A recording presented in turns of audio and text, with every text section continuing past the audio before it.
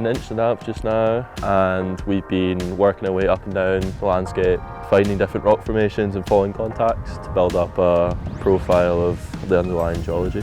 So we started off the week with our lecturers looking at the different rock types and identifying contacts that basically set us up for when we're set free in the mapping area, and we go off on our own and it's our job to find those different contacts and trace them along the hillside. It tells you how the landscape formed, like the glacial erosion, which rocks it did erode, if it's a thrust zone, which rocks were displaced. And like we can use our knowledge like we get from class and just put in reality. I think the most important bit about the field trips is it really puts into perspective what you learn in the lectures and the labs. Just being able to see it out in the field makes so much more sense when you can see it in person. Another highlight of the field trips, I think, is getting to know the lecturers a lot better, and it gives you more of an opportunity to ask those questions which you don't get to do in a lecture hall. So personally, the highlight was probably how much my knowledge has increased. It is completely different. When you sit in a classroom and draw structure contours, like what's the significance and how does it apply, you just learn so much more in the field.